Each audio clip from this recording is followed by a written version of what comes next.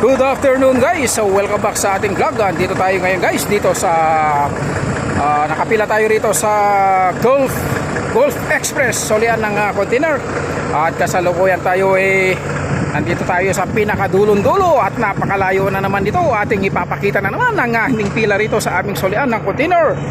Ayan ang ating partner sa hanap buhay, si FT1641 na. Ang pangarga natin ng container ID 40 MT. Isusuli natin yan doon guys sa dito sa Gulf Express. Ang pangalan ng pagsulian natin itong container na ito ay Gulf Express. Yan. At ito naman si FT1641 na magiting pa rin at maganda pa rin at ano pa rin ang kanyang tindig kahit na wala ng washing, walang hugas. Ang truck na yan maputi pa rin. At kasalukuyan ko yun guys, dito tayo ngayon, napakahaba yan hanggang doon sa dulo sa Malaygon na sa Malaygon ng pila ni Ampalati di Manay ay napakahaba niya guys, napakahaba, hindi ko na makita ang dulo ng pagbabaan ng container na yan sa haba ng pila na yan guys. Oo, isang linya lang guys yung solian na yan ng linya na itong container. Ngunit mahaba na kukunin natin ito sa tiyaga at sigurado marami na naman ditong madidimurahe yung kanilang ma-expire ang kanilang email.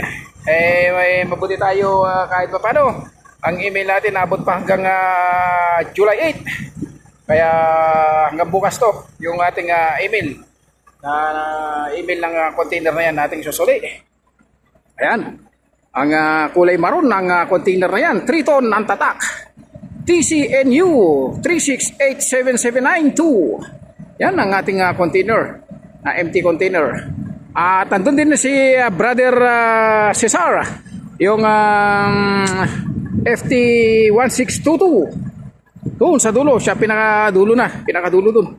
Oo, ganda talaga ng tintik talaga ni Volvo Globetrotter. Oh, kahit na walang washing, walang paligo, pati yung driver guys, wala pa ring ligo yan. Hindi tayo naligo pero okay lang yan, at least nandito tayo pa rin sa trabaho. Ganyan talaga kami mga truck driver, maniwala kayo, hindi kami babaero kasi mga truck driver hindi nga naliligo, mag-chicks pa kaya. Sino pa babae na magtiyatsaga sa amin na magkakagusto? Katulad namin mga truck driver. Ligo nga, wala babae pa kaya. Ayan guys, ayan, napakahaba ng pila ng Ampalati. Ito guys, si Ampalati di Manay ay. Ayan ang accommodation dito na dito sa Cobra. Yan, sa Cobra. At mabuti rito guys, walang dumadaan dito na sasakyan, kaya okay lang. Kagadong walang dumadaan na sasakyan dito. Kaya mahaba itong ating pila. At hindi natin alam kung hanggang kailan tayo makakarating yan. Ito guys, diretso yan, tapos kakaliwa pa doon. Pagkaliwa doon, malayo pa yun. Kaya hindi na natin matanaw rito yung hindi ko na matanaw dito yung yung solian ng container. Talaga namang hindi na natin makita yung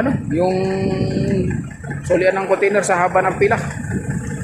Ayun, si FT1622, siya pinakahuli sa huli. Pinakahuli sa alas. Oo.